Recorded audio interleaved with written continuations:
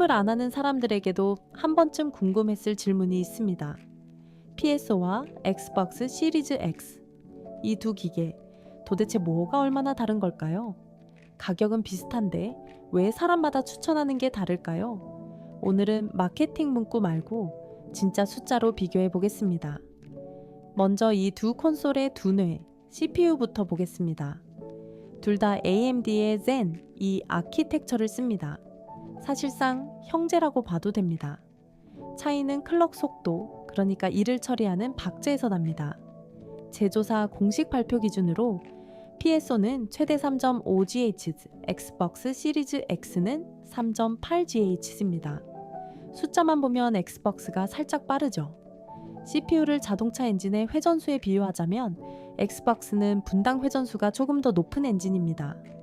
다만 PSO는 상황에 따라 클럭을 유동적으로 조절하는 가변 방식이고 엑스박스는 고정된 속도로 꾸준히 돕니다.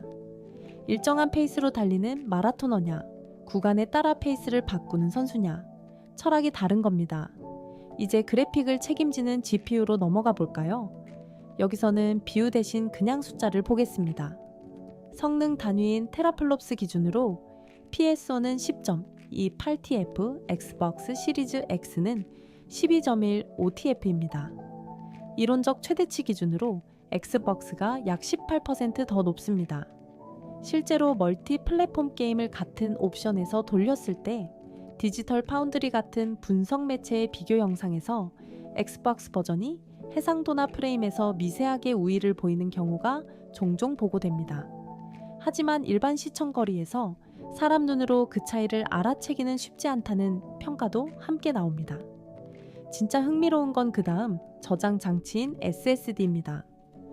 제조사 공식 스펙 기준으로 PSO의 SSD는 초당 5.5GB, 엑스박스는 초당 2.4GB를 읽습니다. 2배가 넘는 격차죠. 이게 체감으로 어떻게 나타날까요? 예를 들어 스파이더맨 마일즈 모랄레스에서 도시 한쪽 끝에서 반대편으로 순간이동하는 장면, PSO에서는 거의 끊김없이 이어지는 경향이 있습니다. 호라이즌 포비든 웨스트 같은 대형 오픈월드도 초기 로딩이 10초 내외로 끝나는 사례가 많습니다. 같은 조건에서 이전 세대 PS4 프로는 40초 이상이 걸렸으니 사용자 입장에서는 꽤 큰 변화입니다. 다만 이런 체감은 게임이 SSD 속도를 얼마나 적극적으로 활용하도록 설계됐는지에 따라 달라지는 경향이 있다는 점도 알아두면 좋습니다. 자, 정리하면 엑스박스는 GPU가 더 강하고 PSO는 SSD가 더 빠릅니다. CPU는 비슷한 수준이고요. 한쪽이 일방적으로 이긴다기보다는 어디에 자원을 더 투자했느냐가 다른 겁니다.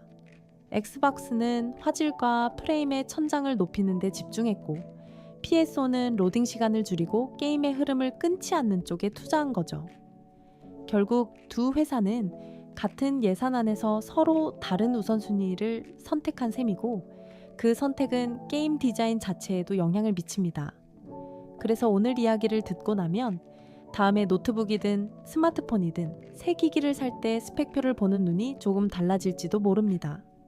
CPU 클럭이 높다고 무조건 빠른 게 아니고 저장 장치 속도 하나가 사용 경험을 통째로 바꾸기도 한다는 것. 숫자 뒤에 숨은 설계자의 선택을 읽는 재미, 한번 알면 빠져나오기 어렵습니다. 이런 식으로 익숙한 제품을 새로운 시선으로 풀어보는 영상, 앞으로도 계속 올라옵니다. 구독해 두시면 다음 이야기에서 또 만나요.